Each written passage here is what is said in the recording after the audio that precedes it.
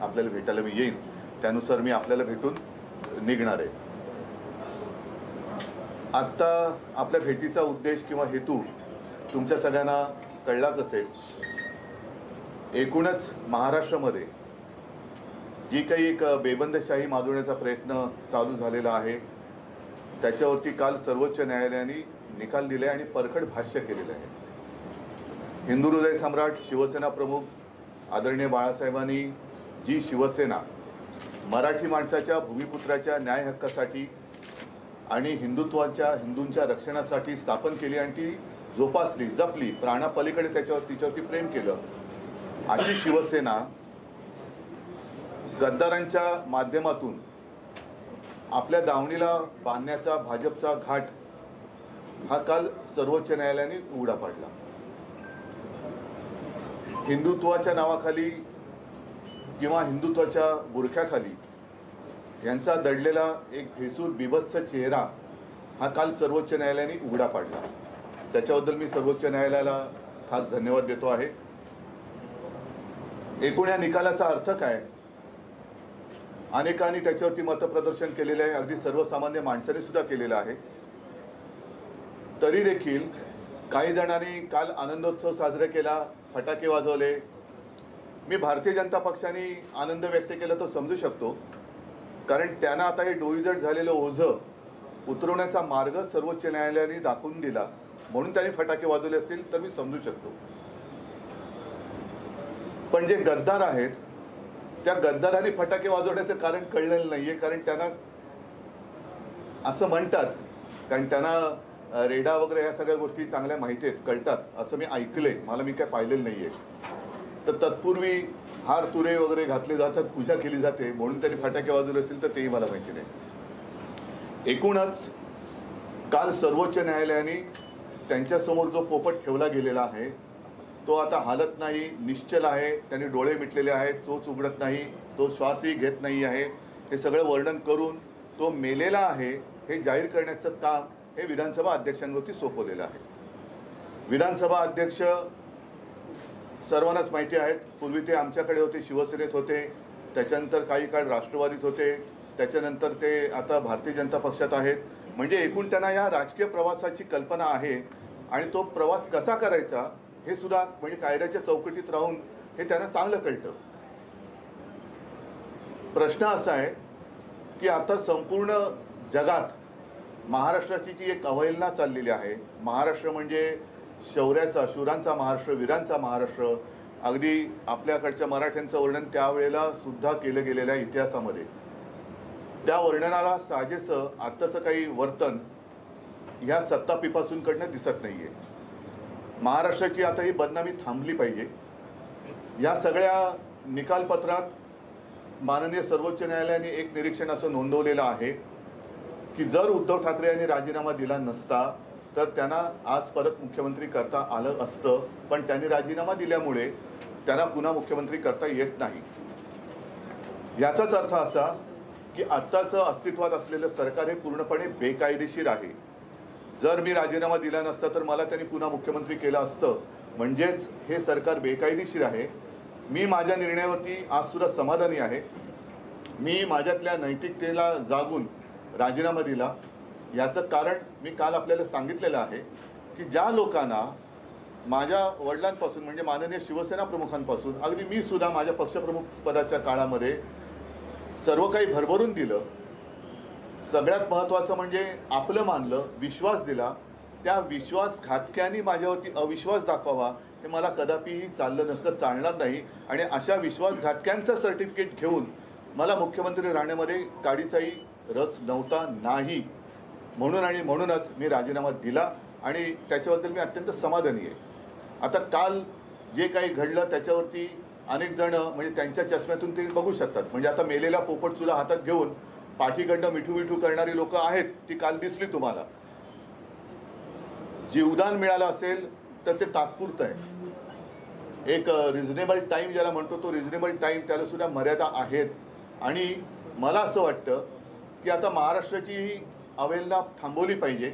जसं मी माझ्या नैतिकतेला जागून राजीनामा दिला तसंच आत्ताच्या ह्या बेकायदेशीर सरकारने राजीनामा दिला पाहिजे आणि मी राजीनामा दिला नसता तर मुख्यमंत्री झालो असतो, पण मला त्याच्यात स्वारस्य नव्हतं. मी आव्हान दिलेलं आहे, ते आव्हान आजही माझं कायम आहे की एवढे सगळे धिंडवडे निघाल्यानंतर, कोर्टाने सगळे कपडे लक्तर वेशीवर टांगल्यानंतर निवडणुकीला आपण सगळेजण सामोरं जाऊया. सर्वोच्च न्यायालयाचा निकाल त्यांनी दिलेला आहे. आता लोकशाहीमध्ये सगळ्यात शेवटचं न्यायालय हे जनतेचं असतं. त्या जनतेच्या न्यायालयामध्ये आपण जायला काय हरकत आहे? हा फैसला जो आहे तो जनतेवरती सोपूया आणि जे काय मांडायचं असेल ते जनतेसमोर मांडून आपण जनतेचा कौल स्वीकारूया. आणि म्हणून मला असं वाटतं की या निकालाचा कायदेशीर अर्थ त्याच्यामध्ये काय काय आहे हे अनिल परब, अनिल देसाई, अरविंद सावंत तिथे बसलेले आहेत. अनिल, या दोन्ही अनिलला मी खास धन्यवाद देतो, कारण त्यांनी खूप मेहनत घेतलेली आहे. दिल्लीमध्ये आमच्या वकिलांसोबत त्यांनी चांगलं एक संवाद ठेवला. दिल्लीतल्या आमच्या वकिलांना सुद्धा, अगदी कपिल सिब्बल, अभिषेक मनु सिंघवी, आमचे कामत आहेत, त्या सगळ्या टीमला मी धन्यवाद देतो की त्यांनी ही शिवसेनेची लढाई नाही. कपिल सिब्बल जे बोलले होते की हे जे काही मी बोलतोय ते कोणाच्या हार जितीसाठी नाही, तर देशातली लोकशाही जिवंत ठेवण्यासाठी मी लढतो आहे. आणि त्या लोकशाही जिवंत ठेवण्यासाठी मी अगदी नरेंद्र मोदीजींना, पंतप्रधानांना सुद्धा आवाहन करतो की ठीक आहे, आपले काही राजकीय मतभेद, मतभिन्नता ही आहे ती लोकांसमोर आपण मांडू, पण आपण आज देशाचे पंतप्रधान आहात. आपल्या देशामध्ये हा नंगा नाच जो सुरू आहे, बेबंदशाही जी सुरू आहे, त्यातनं देशाची तर बदनामी होतेच आहे, पण आपली सुद्धा बदनामी होते आहे. म्हणून आपण हे जे आपले बदनामी करणारी आपली लोक आहेत त्यांना चाप लावा. आणि पुन्हा एकदा सांगतो, देशात हिंदुस्थान, हिंदुत्व म्हटल्यानंतर नैतिकतेला महत्त्व आहे. त्या हिंदुत्वाचे धिंडवडे, आपल्या हिंदुस्थानचे धिंडवडे आणि मोदीजी आपल्या कारभाराचे सुद्धा धिंडवडे 33 जगातल्या 33 देशात नाही, जगातल्या प्रत्येक देशामध्ये निघू नयेत अशी माझी एक आपल्याला विनंती आहे. आणि म्हणून अध्यक्ष महोदय त्यांच्या परीने निर्णय घेतीलच, त्यांना तो घ्यावाच लागेल, कारण ती चौकट सर्वोच्च न्यायालयाने आखून दिलेली आहे. आणि त्यांनी उलटं सुलटं काही केलं तर ज्याप्रमाणे आम्ही निवडणूक आयोगाच्या निकालाच्या विरुद्ध सर्वोच्च न्यायालयात पुन्हा गेलेलो आहोत, तसंच जर इकडे वेडवाकड झालं तर पुन्हा आम्हाला सर्वोच्च न्यायालयाचे दरवाजे उघडे आहेत. आणि त्याच्यानंतर जी काही बदनामी होईल ती मात्र मग यांना जगात तोंड दाखवायला जागा राहणार नाही. म्हणून मी पुन्हा एकदा सांगतो, आज तर अध्यक्ष महोदय परदेशात आहेत, त्यांनी लवकरात लवकर यावं आणि हा निकाल लवकर जो आहे सर्वोच्च न्यायालयाच्या निर्देशाप्रमाणे तो लावावा, निर्णय घ्यावा. आता मी अनिल तुम्हाला विनंती करतो की तुम्ही आपली जी काही निरीक्षण आहेत सर्वोच्च न्यायालयाने दिलेली ती या माध्यमातून जनतेसमोर मांडावी. टेबल असेल.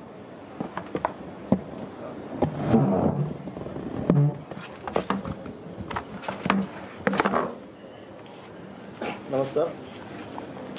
काल सर्वोच्च न्यायालयाने जो निकाल दिला या बाबतीमध्ये काल वेगवेगळे दावे केले गेले आणि सरकारच्या वतीने पत्रकार परिषद घेऊन सांगितलं गेलं की हे सरकार घटनात्मक आहे. आम्ही पहिल्या दिवसापासून हे ओरडून सांगतोय की हे सरकार घटनात्मक नाही आणि ते घटनात्मक का नाही याची कारणं या निकालामध्ये जे दिलेली आहेत त्याच्यातले काही मुद्दे मी आपल्याला सांगतो, कारण आपल्याकडे सगळ्यांकडे जजमेंटची कॉपी आहे. हा निकाल पूर्ण देशाने ऐकलेला आहे, परंतु कालच्या पत्रकार परिषदेत फक्त अर्धी गोष्ट सांगितली गेली. त्याच्यातले महत्त्वाचे मुद्दे जे होते, कारण हे पिटिशन जे आमचं आहे हे डिस्क्वालिफिकेशन पिटिशन आहे. अपात्रता जाहीर करावी म्हणून आम्ही जो काही पिटिशन केलं होतं त्याच्यावरचा हा निकाल आहे. आणि त्या निकालामध्ये सगळ्यात महत्त्वाची जी भूमिका असते ही व्हीपची असते. अध्यक्षांकडे हे पिटिशन परत पाठवलं गेलं, कारण ते नैसर्गिक न्यायाला धरून होतं की ते अध्यक्षांकडे येणार, परंतु अध्यक्षांकडे पाठवताना त्याला सर्वोच्च न्यायालयाने चौकट घालून दिलेली आहे की याच्यामध्ये व्हीप कोणाचा असावा, कशा पद्धतीने ते केलं पाहिजे. आणि म्हणून मी आपल्याला काही मुद्दे वाचून दाखवतो जे सुप्रीम कोर्टाने जे ऑब्झर्वेशन किंवा जजमेंटमध्ये जे दिलेलं आहे त्याच्यातला सगळ्यात महत्त्वाचा मुद्दा जो आहे की जो ज्याच्यावरती अपात्रता अवलंबून असते. अपात्रता अवलंबून कशावर असते की व्हीपचं उल्लंघन झालं तर तो आमदार अपात्र होतो. आणि हा व्हीप कोणाचा हा सगळ्यात महत्त्वाचा मुद्दा या पिटिशनमध्ये काल त्यांनी जाहीर केला. पॅरेग्राफ नंबर 119 याच्यामध्ये विधानसभा अध्यक्षांनी शिंदे गटाच्या मंजूर केलेल्या ठरावाची दखल घेतली परंतु राजकीय पक्षाने अधिकृत केलेला नक्की प्रतोद कोण हे तपासण्याची एकदाही प्रयत्न केला नाही। अशा परिस्थितीत अध्यक्षांनी राजकीय पक्षाच्या नियमाच्या आधारे स्वतंत्र चौकशी करून शिवसेना पक्षाने अधिकृत केलेल्या प्रतोदाची ओळख करून घ्यायला हवी होती। त्यामुळे अध्यक्षांनी 3 जुलै 2022 रोजी नियुक्त केलेल्या श्री भरत गोगावले यांची प्रतोदपदी केलेली नेमणूक बेकायदेशीर आहे। आता ह्या वेळेला जी नेमणूक बेकायदेशीर झाली आहे याचा अर्थ असा आहे की त्यावेळेला पक्षप्रतोद जो होता हा सुनील प्रभू होते। सुनील प्रभूंनी जे 2 व्हीप जारी केले होते हे 2 व्हीप या सगळं सभासदांना लागू होतात। म्हणजे ही एक चौकट अगदी नक्की झालेली आहे की त्यावेळेला जो व्हीप बजावला गेला हा सुनील प्रभूंनी बजावला गेला आणि सुनील प्रभूने बजावलेल्या व्हीपचा उल्लंघन झालेलं असल्यामुळे याची चौकट आता नक्की झालेली आहे। दुसरा 122 पॅरेग्राफ 21 जून 2022 रोजी उपाध्यक्षांसमोर पक्षात 2 गट पडल्याचे कोणतेही पुरावे नसल्यामुळे ठरावावरती म्हणजे अजय चौधरी यांची गटनेतेपदी कोणतीही शंका घेतली गेली नाही। ठरावावर श्री ठाकरे यांनी पक्षाध्यक्ष म्हणून सही केली होती आणि प्रतोद व गटनेते निवडायचे सर्वाधिकार 2019 साली श्री ठाकरे यांच्याकडे देण्याचा देखील ठराव करण्यात आला। याचाच अर्थ श्री ठाकरे यांनी शिवसेना पत्रव्यवहार केला होता। त्यामुळे उपाध्यक्षांनी श्री चौधरी यांची श्री एकनाथ शिंदे यांच्या जागी केलेली निवड वैध ठरते। म्हणजे गटनेता देखील त्यावेळेला अजय चौधरी म्हणून त्याला मान्यता दिलेली आहे। त्याचबरोबर पॅरेग्राफ नंबर 123 22 जून 2022 रोजी केलेला ठराव हा विधिमंडळ पक्षातील एका गटाकडून करण्यात आला होता व अध्यक्षांनी कोणतीही शहानिशा न करता राजकीय पक्षाच्या इच्छेच्या विरोधात परिशिष्ट 10च्या अगदी विरोधात होता। म्हणजे आम्ही सर्व पहिल्या दिवसापासून ओरडतोय की शेड्यूल 10 हे याच्यामध्ये सगळ्यात महत्त्वाचं आहे, त्याच्या विरोधात अध्यक्षांनी काम केले। त्यामुळे अध्यक्षांनी श्री शिंदे यांची केलेली निवड ही अवैध ठरते। म्हणजे शिंदेना देखील ग्रुप लीडर म्हणून जी मान्यता होती ती देखील त्यामुळे काढून घेण्यात आलेली आहे। आता प्रश्न असा आहे की त्याच्यामध्ये रिझनेबल टाइम मध्ये हे सगळं त्यांनी ऐकावं असं म्हटलेलं आहे। आज आम्ही पत्रव्यवहार करतोय की कालच्या निर्णयाची प्रत घेऊन आम्ही आज अध्यक्षांना पत्र देतोय की रिझनेबल टाइम मध्ये हे करावं। प्रश्न असा आहे की रिझनेबल टाइमची व्याख्या काय। हे जे आमचं पिटिशन जे आहे या पिटिशन मध्ये activity against the party on the floor म्हणजे फ्लोअरवरती त्यांनी जे काही पक्षाच्या विरोधात केलेलं काम आहे हे तपासण्यासाठी बाहेरच्या कुठल्या यंत्रणांची गरज नाही। हे तपासण्यासाठी कुठले पुरावे साक्षीदार आणण्याची गरज नाही। विधानसभेतच हा रेकॉर्ड आहे, विधानसभेत व्हिडिओग्राफी आहे, विधानसभेत प्रोसिडिंग आहे ज्याच्यामध्ये अतिशय स्पष्ट झालेलं आहे। उपाध्यक्षांनी वरून रुलिंग दिलेलं आहे की एवढ्या लोकांनी 40 लोकांनी हे पक्षाच्या विरोधात मतदान केलेलं आहे असं रुलिंग रेकॉर्डवरती आहे। त्यामुळे ह्या सुनावणीला जास्त वेळ लागू नये अशी आमची अध्यक्षांकडे विनंती आहे। त्याचबरोबर या सगळ्या गोष्टी करत असताना म्हणजे हे तर व्हीपच्या बाबतीमध्ये झालं, परंतु पक्षाच्या बाबतीमध्ये देखील इलेक्शन कमिशनच्या बाबतीत असो, राज्यपालांनी घेतलेल्या भूमिकेमध्ये बद्दल असो, वेगवेगळी ऑर्डर्स या जजमेंटमध्ये दिलेल्या आहेत। याच्यामध्ये अतिशय स्पष्टपणे ज्या ऑर्डर्स दिलेल्या आहेत त्याच्यामध्ये असं दिलेलं आहे की कुठलाही अधिकार हा शेवटी पार्टीच्या प्रमुखांना असतो। हा लेजिस्लेटिव्ह पार्टीच्या प्रमुखाला व्हीप किंवा गटनेता निवडायचा अधिकार नाही।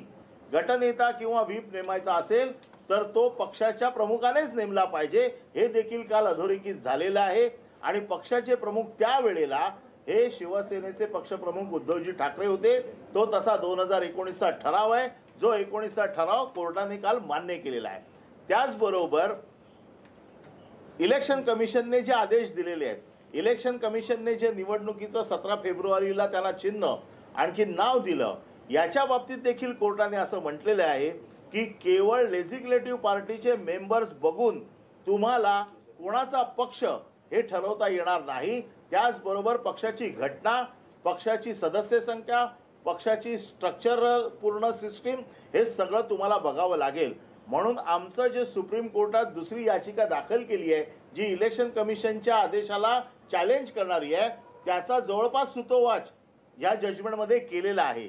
त्यामुळे जसं साहेबांनी सांगितलं की हे सरकार घटनाबाह्य आहे आणि ह्याचा अल्पावधीचाच फक्त कालावधी आता बाकी राहिलेला आहे. त्याचबरोबर राज्यपालांनी ज्या गोष्टी करायला नको होत्या, राज्यपालांनी प्रत्येक गोष्टीमध्ये तपासून घ्यायला पाहिजे होतं. प्रत्येक गोष्ट केवळ देवेंद्र फडणवीस आणि 7 अपक्ष आमदारांनी दिलेल्या पत्राच्या आधारावरती राज्यपालांनी अधिवेशन बोलवलं, राज्यपालांनी फ्लोर टेस्ट घ्यायला लावली.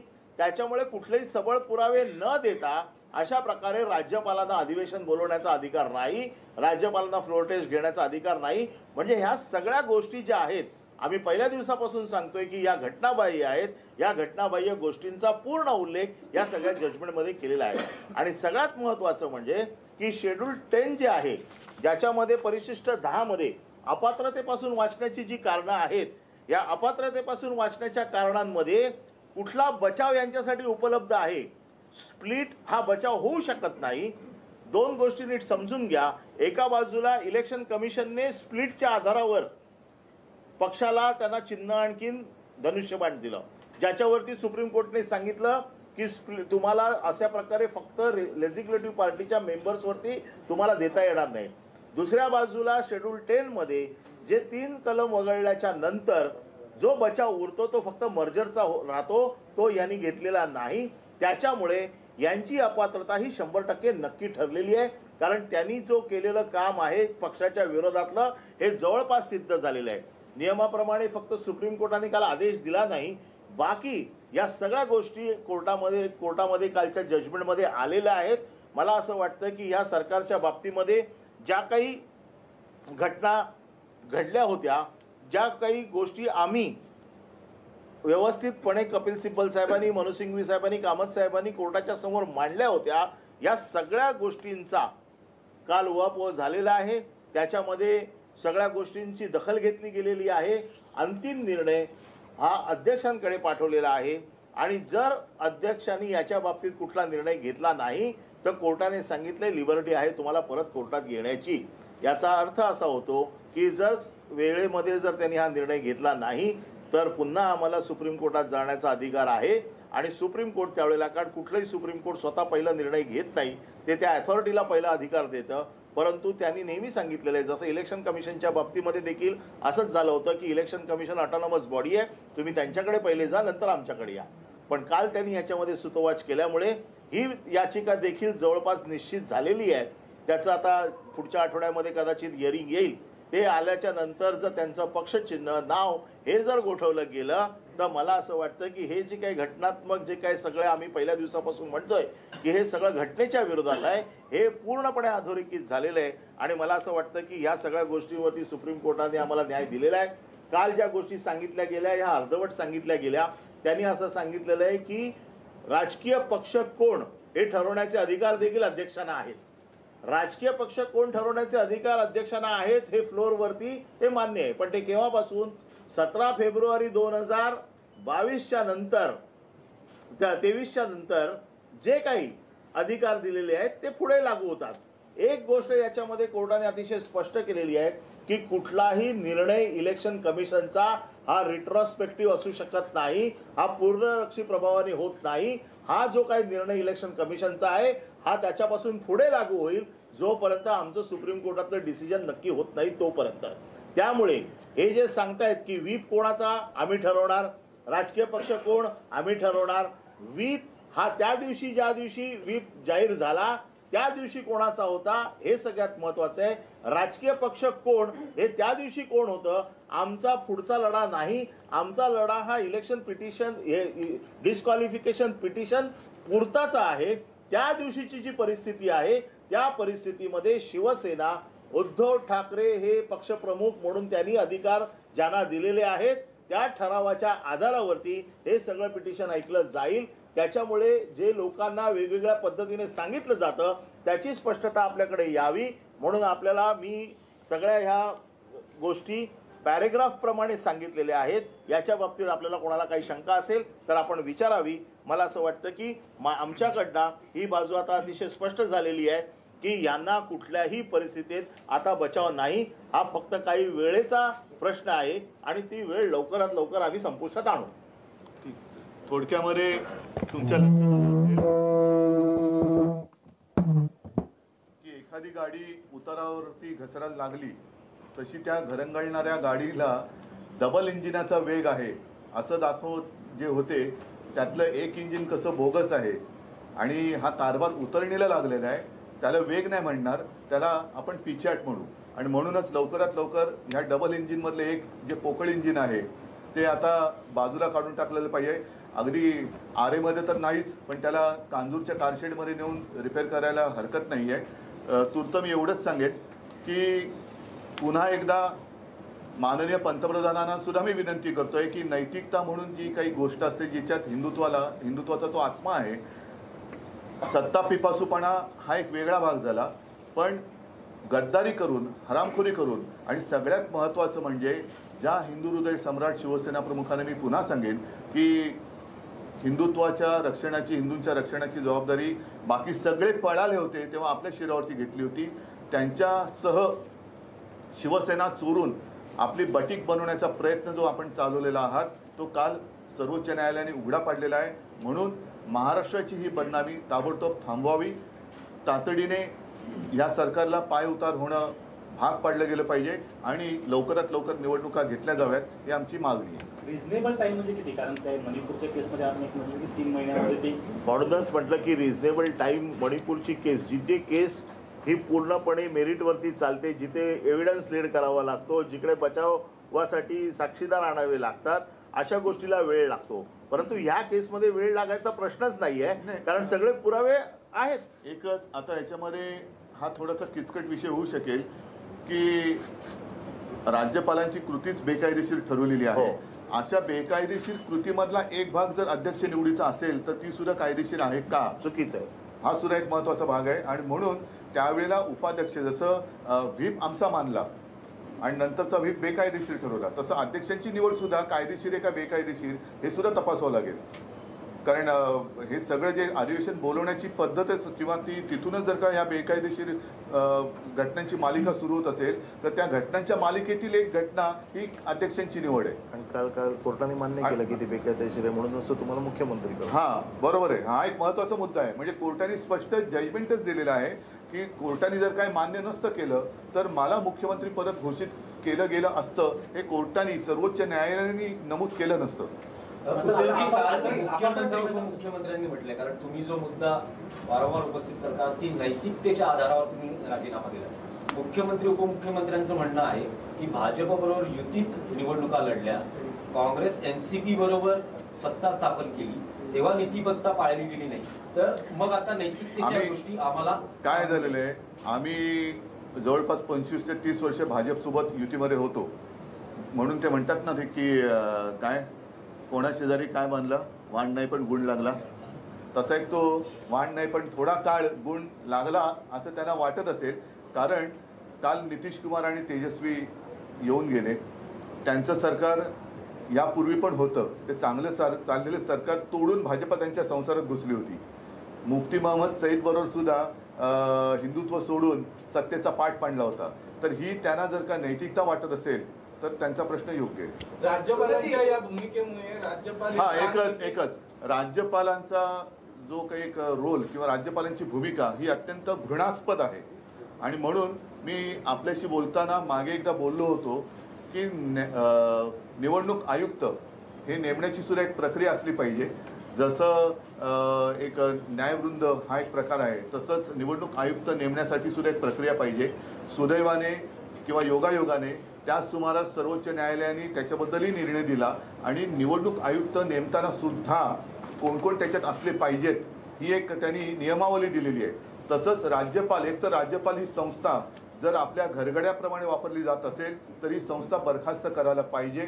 कारण आम्ही म्हणजे राजकारणी लोक हे लोकप्रतिनिधी असतात. त्या लोकप्रतिनिधीमध्ये हा वरून लादलेला माणूस जर आपली मनमानी करणार असेल तर ही पदं शोभेची पदं नाही आहेत, तर ती उपद्व्यापी पदं आहेत. तर ती राज्यपाल संस्था एकतर बरखास्त करावी. अन्यथा राज्यपाल कोण असावे, राज्यपाल नेमण्यासाठी सुद्धा अगदी राष्ट्रपतींचा तो अधिकार असला तरी तो कोण गाजवतोय हे गेले 70-75 वर्ष आपण पाहतो आहोत. तर राज्यपाल नियुक्ती करताना सुद्धा एक काहीतरी नियमावली किंवा एखादा जसं कोलिजियम किंवा न्यायवृंद आहे त्याप्रमाणे एक संस्था असायला पाहिजे. आणि हे राज्यपाल पूर्वाश्रमीचे कोणत्या पक्षाचे कार्यकर्ते आहेत का? आत्ताचे सुद्धा राज्यपाल जे होते आता कोश्यारी, ते इथून गेल्यानंतर बरोबर त्यांचा संघाच्या पोशाखामध्ये वेशामध्ये फोटो आला. असे जर का कार्यकर्ते, संघाचे कार्यकर्ते, पक्षाचे कार्यकर्ते राज्यपाल म्हणून आपल्याकडे नसलेल्या राज्यात नेमून तिकडे हे उपद्व्याप होणार असतील तर मग या कारभाराला काहीच अर्थ नाही आहे. खरी ही यंत्रणा खूप चांगली आणि आदरपूर्वक असायला पाहिजे. जी पूर्वी होती पण ही या लोकांनी केवळ आपल्या हव्यासापायी तिची बर्बादी करून टाकलेली आहे. म्हणून जोपर्यंत आणि जोपर्यंत ह्या राज्यपाल नियुक्तीवरती काही एखादी नियमावली येत नाही, मला असं वाटतं तोपर्यंत सरळ राज्यपाल पदच रद्द करावं. कारण दिल्लीमध्ये सुद्धा हा अत्यंत महत्वाचा निर्णय सर्वोच्च न्यायालयाने काल दिलेला आहे की तिकडे नायब राज्यपाल यांची जी काही लुडबुड चालते ती लुडबुड तिला बुच लावलेलं आहे. साहेब, तुम्हाला असं वाटतं का की मुद्दामून अध्यक्ष हे वेळखोपणा करतील? कारण जसं तुम्ही निवडणूक आयोगाला चॅलेंज केलेलं आहे, जोपर्यंत सर्वोच्च नाही अध्यक्ष, मी तुम्हाला म्हटलं ना, अध्यक्षांना कायद्याच्या चौकटीत राहून पक्षांतर कसं करावं याचा चांगला अनुभव आहे. त्यांच्या एवढा अनुभव कदाचित कोणाला नसेल, पण बेकायदेशीर पक्षांतर झालेले आहे आणि ते क्लिअर कट सर्वोच्च न्यायालयाने, कारण आपले अध्यक्ष महोदय हे वकील सुद्धा आहेत, त्याच्यामुळे कदाचित इतरांपेक्षा त्यांना कायदा कळत तरी असावा. तर त्यानुसार ते जे काय लिहिलेलं आहे, नाहीतर आम्हाला पुन्हा सर्वोच्च न्यायालयात जावं लागेल. पक्ष हा किती बहुसंख्य आमदारांची संख्या किती आहे यावर ठरेल असं निकालात असं नाही म्हटलेलं, असं म्हटलेलं नाही. तेच तर आहे. नाही, राजकीय पक्ष हे बहुसंख्य किती आमदार आहेत यावर ठरणार नाही असं निकालात. तुम्ही आधी उलट बोलला. तर तुम्ही पुन्हा एकदा निवडणूक आयोगाची दाद मागणार? नाही, निवडणूक नाही, त्याच्या विरुद्धच आम्ही सर्वोच्च न्यायालयात गेलेलो आहोत. आणि पहिल्या दिवसापासून आमचं हेच म्हणणं होतं. मी जे निवडणूक आयुक्तांबद्दल माझं ठाम मत नोंदवलं, आता सुद्धा नोंदवलं, त्याला कारणच ते होतं की शेवटी पक्ष वेगळा असतो आणि पक्षाचे प्रतिनिधी, लोकप्रतिनिधी हे वेगळे असतात. त्याच्यामुळे आम्हाला 4-6 महिने निवडणूक आयोगाने सदस्य संख्या नोंदवायला सांगितली, ती आम्ही 20 लाखाच्या वरती नोंदवली. त्याच्यानंतर आमच्या पदाधिकारी 4 लाखाच्या वरती आम्ही आमच्या सगळ्या पदाधिकाऱ्यांची शपथपत्र नोंदवली. मला वाटतं 100 रुपयाच्या स्टॅम्प पेपरवरती. मग ही सगळी आमच्याकडे काय रद्दी ठेवायला जागा नव्हती म्हणून निवडणूक आयोगाच्या कार्यालयात ठेवून ठेवली का? मग त्या ढिगाऱ्यावरती बसून निवडणूक आयुक्त हा निकाल देतात, हे चुकीचं आहे. म्हणजे त्यांना तुम्हाला बसायला खुर्ची नव्हती म्हणून आमच्याकडनं ही कागदाची ढीग मागवली का की आता त्याच्यावरती बसून मी निर्णय देतो?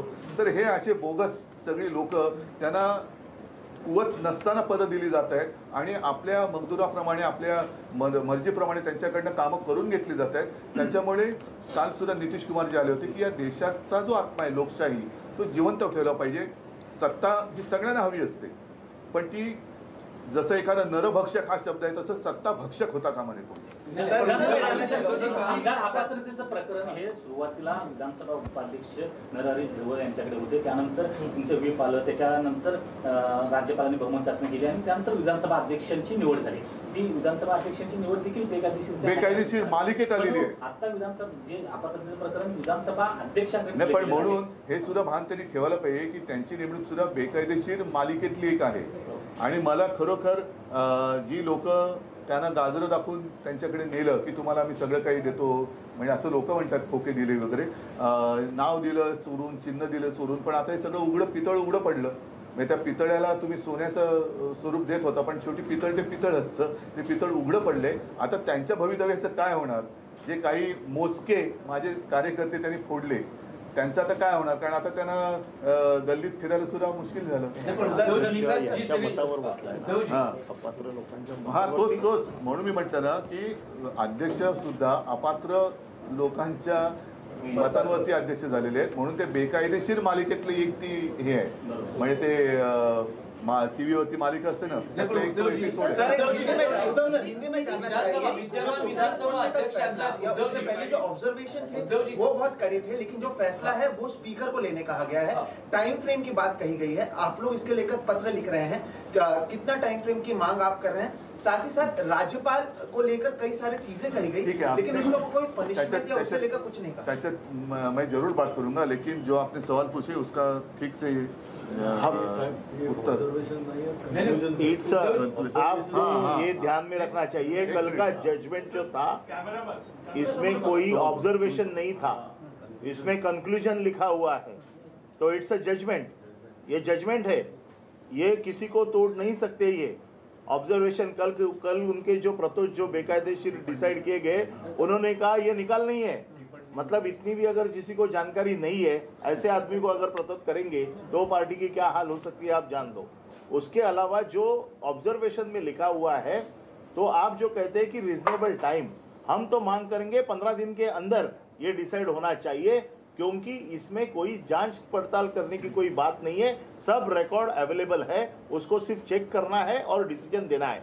मुझे ऐसे लगता है कि जैसे साहब ने बताया कि राहुल नार्वेजीकर को ये सब चीज़ें मालूम है और उनकी भी जो अपॉइंटमेंट है, ये जो 39 लोग जो डिस्क्वालिफिकेशन के अम्ब्रेला के नीचे है, इनके वोट से हुई हुए है। अगर उनके वोट जिस दिन अपात्र हो जाएंगे उस दिन अध्यक्ष भी चले जाएंगे। नाही पण उद्धवजी एवढी सगळी ताशेरे वगैरे सगळं ओढलं तरी विधानसभा अध्यक्ष म्हणून राहुल नार्वेकर त्यांना काही बेकायदेशीर ठरवलेलं नाही, त्यामुळे निर्णय त्यांच्याकडेच आहे। त्याच्यामध्ये पुन्हा एक गोष्ट लक्षात घ्या की अध्यक्षांच्या अधिकारावरती नबीब राबिया केस ही अवलंबून होती। त्या केसचा रेफरन्स 7 बेंचच्या जजेसकडे गेलेला आहे, म्हणून याच्यावरती आता भाष्य करणं योग्य होणार नाही। ते आम्ही नबीब राबिया केस ज्या वेळेला सुनावणीला येईल त्याच्यावरती करू। परंतु अपात्रतेचा मुद्दा ज्या दिवशी जाहीर होईल त्या दिवशी आपोआप अध्यक्षांना जावं लागेल, कारण अध्यक्ष हे 40 लोकांची मतं घेऊन अध्यक्ष झालेत। ही 40 मतं जर वजा केली तर ते अध्यक्ष होऊ शकत नाहीत। त्याच्यामुळे अध्यक्षांचे अधिकार, कारण नबीब राबिया केसमध्ये जे म्हटलेलं आहे की ज्या अध्यक्षांवरती अविश्वासाचा ठराव आहे किंवा जे डिस्प्यूटमध्ये अध्यक्ष आहेत त्यांना हे अधिकार आहेत की नाही।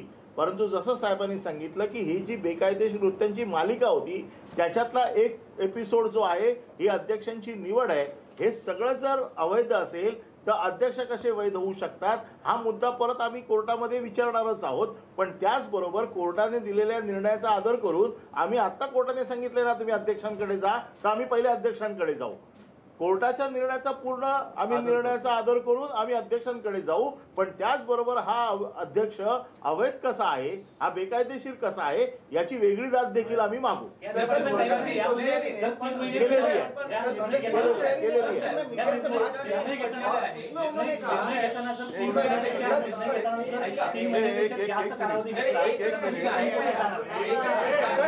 भगत सिंह कोश्यारी ने दिल्ली में मीडिया कर्मियों से बात की और उन्होंने कहा कि उस समय जो मुझे सही लगा मैंने वो किया, जबकि सुप्रीम कोर्ट ने बहुत सारी चीजें कही है। अगर ऐसे कोई कहे कि उस समय मुझे लगा कि इसकी हत्या कर दो, तो क्या वो सही बात में आप मान सकते हैं?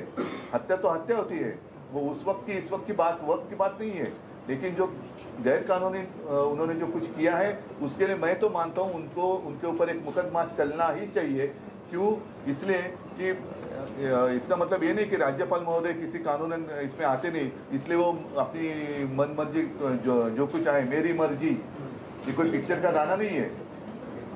याच्यामध्ये हे बेकायदेशीर सरकार स्थापन करून त्यांनी महाराष्ट्राच्या जनतेची फसवणूक केलेली आहे। त्याच्यामुळे माझं तर मत आहे त्यांच्यावरती फसवणुकीचा दावा ठोकला गेला पाहिजे। मग त्याच्यात ते 420 असेल काय असेल तो बघा, पण ही अशी माणसं हे राज्यपाल पदाची अवहेलना करतायत, त्याच्यामुळे एकाला शिक्षा झाली तर उद्या असं कोणी करण्याचं धाडस करणार नाही। कारण जेव्हा पदाची शपथ घेतली जाते तेव्हा घटनेवरती हात ठेवून ती शपथ घेतली जाते आणि त्याचाच जर का तुम्ही भंग करणार असाल म्हणजे पद घटनात्मक आहे पण कृत्य घटनाबाह्य आहे तर समर्थन कसं होऊ शकेल? म्हणून त्यांना काय सर्व गुन्हे माफ करू शकतो आपण? नाही करू शकत। उद्धवजी, सर्वोच्च न्यायालयानं जे म्हटलं आहे की आज काय परिस्थिती आहे त्यावर निर्णय दिला जाईल, जे आधी घडलं घड्याळाचे काटे उलटे फिरवता येणार नाही असं त्यांनी म्हटलेलं आहे। आपण दुरुस्त करतो आपल्याला सर्वोच्च न्यायालयाने असं म्हटलेलं नाही। सर्वोच्च न्यायालयाने असं म्हटलेलं आहे हा व्हीप ज्या वेळेला हे तुम्ही पुन्हा एकदा समजून घ्या, सगळी गल्लत लोक तिथेच करतायत। आज काय आहे त्याच्यावर नाही आहे। ज्या दिवशी हे हा विषय डिस्क्वालिफिकेशन पिटिशनचा आहे, ज्या दिवशी डिस्क्वालिफिकेशन पिटिशनच्या वेळेला राजकीय पक्ष कुठला होता, त्याचे अधिकार काय होते, त्याचा व्हीप काय होता, आज जर असला असं तर आज त्यांचा व्हीप आहे, आज त्यांचा गटनेता आहे, अध्यक्ष आहे, मग हे सगळं करण्याचा उपयोगच नव्हता। पुन्हा सांगतोय की हे सगळं प्रकरण डिस्क्वालिफिकेशन पिटिशनशी संबंधित आहे, त्यामुळे इथे जो काही नियम लागला जाईल हा डिस्क्वालिफिकेशन पिटिशन ज्या दिवशी आलं किंवा व्हीप ज्या दिवशी गेला त्या दिवशीची परिस्थिती काय आहे हे आणि कोर्टाने इलेक्शन कमिशनचे पण जे निर्णय आहेत हे रिट्रोस्पेक्टिव्ह करता येणार नाही असं स्पष्ट म्हटलेलं आहे. त्याच्यामध्ये त्यांनी पहिलं असं म्हटलं की मी आल्यावर पहिला निर्णय राजकीय पक्ष कोणाचा तो आता 17 फेब्रुवारीच्या नंतरचा 17 फेब्रुवारीच्या नंतर कुठला राजकीय पक्ष विधानसभेत ठरवायचा हा त्यांचा अधिकार आहे. आम्हाला त्याची चॅलेंज करायची गरज नाही. परंतु डिस्क्वालिफिकेशन पिटिशन ज्या दिवशी फाईल झालं किंवा व्हीप ज्या दिवशी गेला त्या दिवशी राजकीय पक्ष कोण होता हा मुद्दा महत्वाचा आहे. आणि एक मिनिट, आणि त्यांनी समजा त्या पक्षाला ओळखलं, म्हणजे ओळख कोणाची तो ओळख, तर त्याचं त्या पक्षाचं आयुष्य 17 फेब्रुवारी तर ते अपात्र होईपर्यंतच राहील. आणि सगळ्यात आणखीन एक महत्वाचा मुद्दा, ज्या वेळेला त्यांनी त्यांचा व्हीप आणि गटनेता नामंजूर केलेला आहे अशा वेळेला तो गटनेता मुख्यमंत्री राज्याचा होऊ शकत नाही. बरोबर होता. आणखी एक सगळ्यात महत्वाची गोष्ट, परिशिष्ट 10 मध्ये जे म्हटलेले की जेव्हा 2 गट होतात त्याचा निर्णय होईपर्यंत कुठलाही पक्ष हा पक्ष माझा आहे असं म्हणू शकत नाही, हे देखील काल कोर्टाने स्पष्ट केलं. मला असं वाटतं ऐका एक मिनिट म्हणजे अभी निकलना है. प्रधान से आपने एक जो है अपील की है इस सरकार को लेकर, आपने कहा है हिंदुत्व का आपने हवाला दिया. उस अपील के बारे में मैं प्रधानमंत्री जी से विनती करना चाहता हूँ. ठीक है, राजनीति जो भी है वो अपनी जगह है, लेकिन सवाल देश की प्रतिमा, हिंदुत्व की प्रतिमा और हमारे अपने महाराष्ट्र की प्रतिमा का है, जिसकी बदनामी पूरे विश्व में हो रही है. और आज देश के प्रधानमंत्री जी मोदी साहब है, पूरे विश्वगुरु है, विश्व में वो पूरा विश्व उनको जानता है. तो उनके नेतृत्व में अपने देश में ऐसा गलत कारोबार हो रहा है, ये अपने लिए और उनके लिए शोभा देने वाली चीज़ नहीं है. और इसलिए मैं उनको रिक्वेस्ट कर रहा हूँ कि आपके कार्यकाल में ऐसे बदनामी करने वाले लोगों को आप रोकिए और महाराष्ट्र की सरकार जो है उसको इस्तीफा देने के लिए कह दीजिए और हम जनता के दरबार में जाएंगे. ठीक है, धन्यवाद. जय हिंद, जय महाराष्ट्र.